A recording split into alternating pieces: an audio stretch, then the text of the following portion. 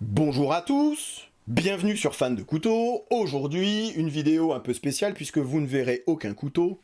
Je ne souhaite associer cette vidéo avec aucune marque ni aucun couteau. Je souhaite simplement revenir sur la polémique, sur l'avalanche de commentaires négatifs que j'ai pu recevoir suite à ma dernière vidéo sur les Real Steel.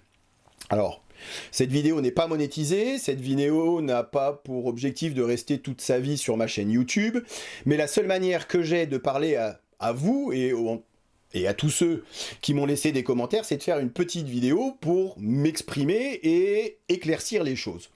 Alors pour ceux qui n'auraient pas suivi la petite histoire, vous voyez comme quoi c'est important de regarder chacune de mes vidéos. En introduction de la vidéo sur les Real Steel, la vidéo est là. Les commentaires d'ailleurs sont toujours là, je n'ai supprimé, comme je ne supprime jamais aucun commentaire. J'ai même fait l'effort de répondre à tous les commentaires. Jeudi, mot pour mot, jeudi, dans la vidéo mot pour mot, j'ai écrit un article dans La Passion des couteaux, qui traite de la coutellerie dans les pays de l'Est, et nous avons décidé de ne pas parler de la coutellerie russe, pour les raisons que vous connaissez. Et ensuite, je suis passé à un autre sujet.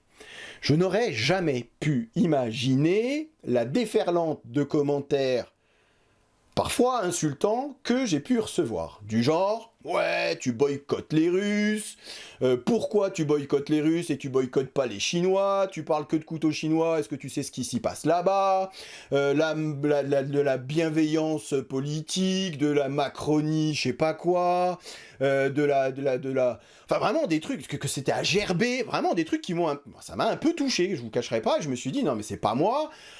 Je pensais que depuis le temps que je fais des vidéos, même si on ne se connaît pas personnellement, mais que vous me connaissiez un peu ce que je pense et ma manière de présenter, ma manière d'agir, ma manière de truc, je me suis dit, mais pourquoi ils se sont imaginés que j'allais aller boycotter les Russes, alors que c'est absolument pas le cas, et d'ailleurs c'est écrit noir sur blanc dans l'article, alors je me suis certainement mal exprimé. Et ça c'est mon erreur, c'est pour ça aussi que je vous fais la vidéo aujourd'hui, c'est écrit noir sur blanc dans l'article qui sort, voilà, dans le hors-série, en introduction.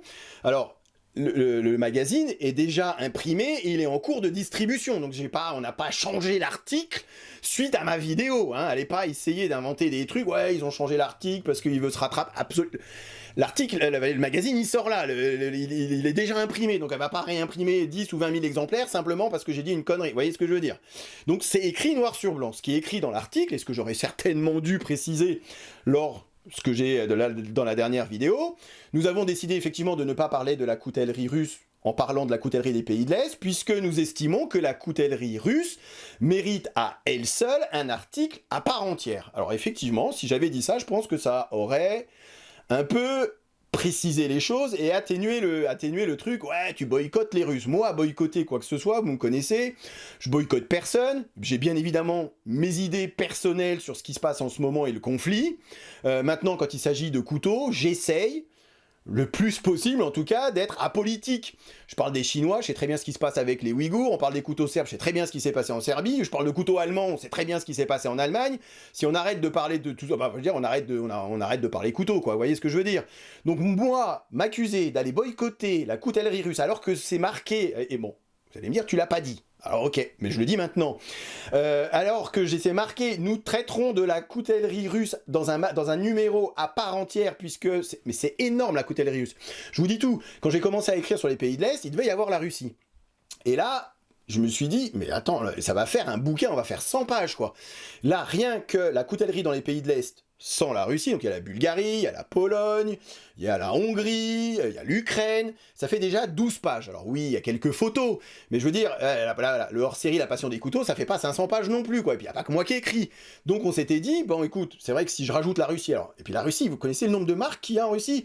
Entre les CKF, j'ai énormément de choses à dire. Moi, aller critiquer CKF, voilà, il y a Dagger, il y a Kiesler, enfin vraiment, ils sont énormes, et donc je me suis dit, on peut pas, ça va faire trop lourd, trop gros, autant prendre le paquet coutellerie russe et vraiment la traiter à part entière et justement expliquer aux gens qu'on est plutôt apolitique en termes de coutellerie et qu'on parle à la fois des Ukrainiens et des Russes sans se mêler à la politique, même si bien évidemment, comme vous, comme j'ai pu le voir, chacun a bien ses idées bien tranchées sur le sujet de la guerre en Ukraine. Voilà. Donc j'espère en tout cas que ça a remis un peu les choses en place. Si vous ne me croyez pas, j'ai envie de dire tant pis, mais allez lire le hors-série qui va sortir, je sais pas, un de ces jours.